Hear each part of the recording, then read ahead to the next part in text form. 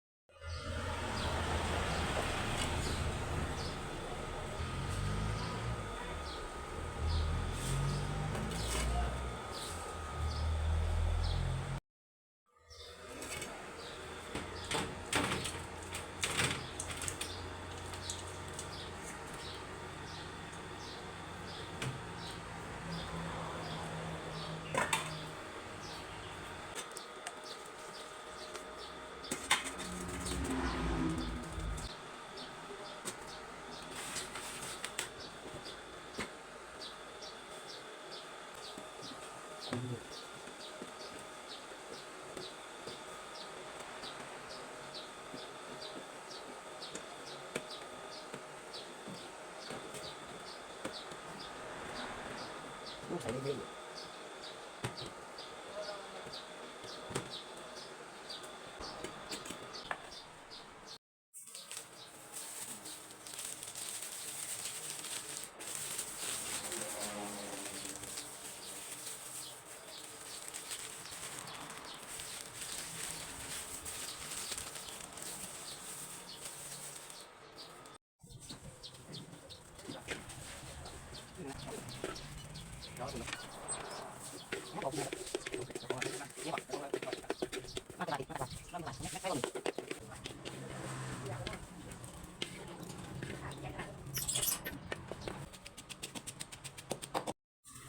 บอกแม่ตอนนี้แม่ดู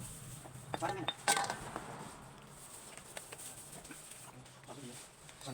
โอ้ยตอนนี้ง่ายเลยเอาตอนธรรมดาลูกเปิดไม่ได้ไหมเปิดพุ่งไม่ได้เอาเบานี่ยี่ห้อโอ้ย3 มือคืออะไรต่อนักสมุนโอ้ยหมายถึงอย่างที่ไหนบ้างไม่มีบรรยากาศไม่โอ้ยวันธรรมดาธรรมชาติเลยคือได้ใช้ดีโอเคเนี่ยลูกไหนที่คุกเสียคือตัวหนักเลยมันเป็นอะไรตัวนิดนึงเรื่องของใช้พอเลยไม่ถึงใช้พอเลยอ้าวหมดผักขนาดนี้นี่ไงใช้ของ